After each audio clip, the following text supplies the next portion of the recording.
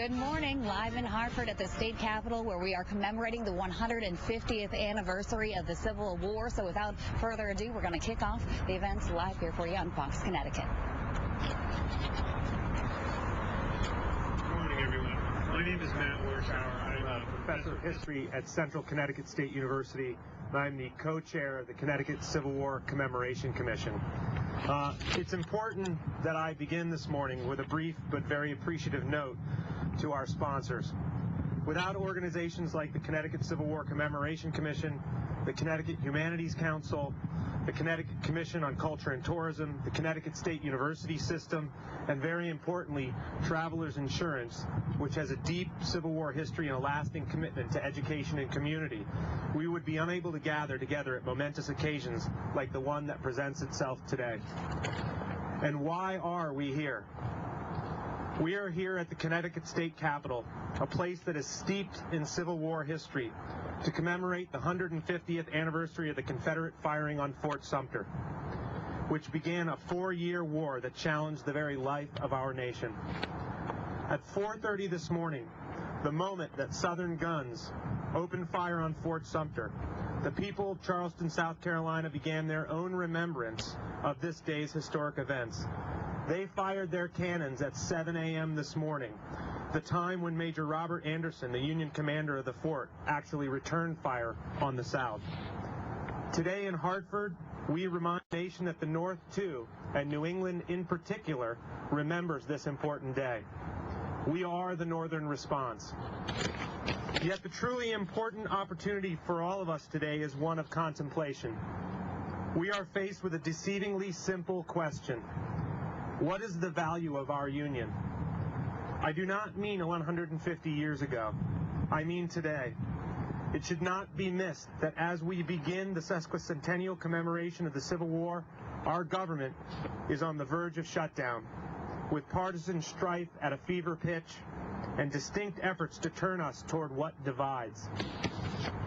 This cannot be. Let us remember the value of what this nation began some 235 years ago. Let us consider more of what we have in common than what we do not. Let us, in the words of Abraham Lincoln, dream of a place and a time where America will once again be seen as the last best hope of Earth.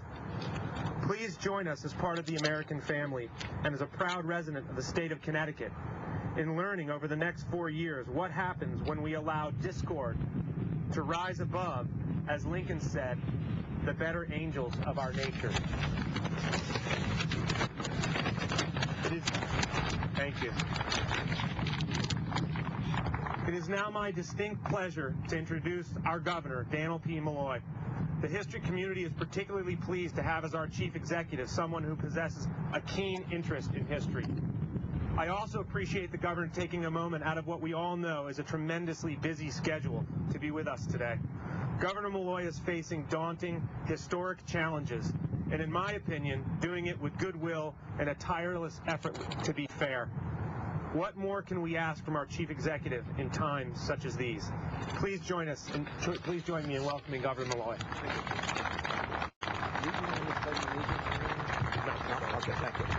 Thank you very much. Thank you for that generous introduction. I very much appreciate it. Thank you all for joining us this morning as we mark Connecticut's celebration of the Civil War. And that sounds strange, but it did form a more perfect union as a result of the battles that waged over a 4-year period of time. Connecticut played a very large role in the Civil War. 55,000 men, 12% of Connecticut's population then of 461,000 people, or 47% of all men between the ages of 15 and 50 served in the Civil War from this state. Our own governor, who was then the 41st governor, William A. Buckingham, was a staunch supporter of the Union and a supporter of Abraham Lincoln's war efforts, and he was instrumental in the Union's wins in the war. Connecticut's factories supplied much of the necessary tools of the war, from munitions to clothing to rubberized tents to keep the rain out. We were a supplier of that war, as we had been of the Revolutionary War. And untold numbers of women contributed in their own way, making sure that the men that they sent off to war were as comfortable as possible, and of course contributed money and belongings to the war effort. I should also note that as we gather here from various communities throughout the state of Connecticut, there are over 130 memorials, statues, and plaques spread throughout Connecticut, marking the contributions of the Connecticut individuals, the people we sent to war, including one of the most beautiful of all Civil War monuments here in Hartford. With that, I would like to thank you for being part of our living history. We cannot forget the battles of the Civil War. That which divided us at this very moment 150 years ago has been put aside. And perhaps the final battle of civil rights having begun 50 years ago, we can honestly say we have made dramatic progress. But let us all stand ready to protect the rights of our fellow human beings, our fellow Americans. Let no one divide us. Let us come together as we mark this 150th anniversary of the beginning of perhaps America's greatest war. Gentlemen, man your guns. Company. Present arms.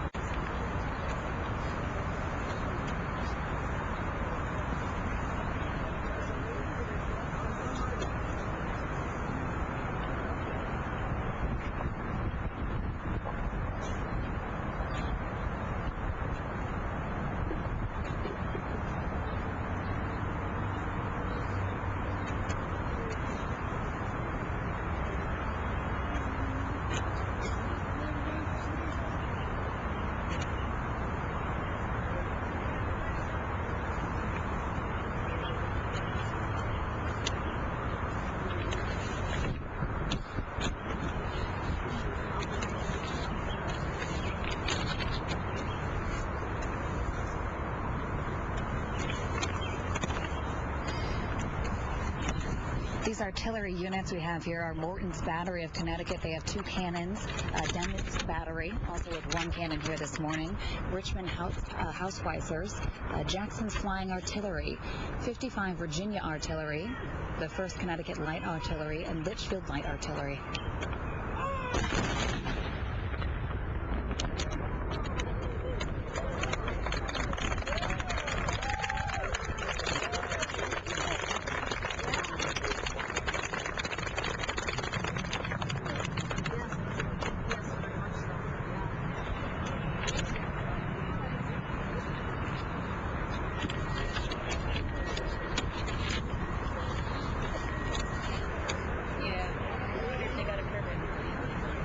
We're also joined this morning by infantry units, 40 to 50 infantry reenactors, 10 of whom are forming a color guard unit here. We've got the 11th Regiment Connecticut Volunteers along with the 14th and 2nd Regiment Connecticut Volunteers, so a whole lot of folks participating this morning.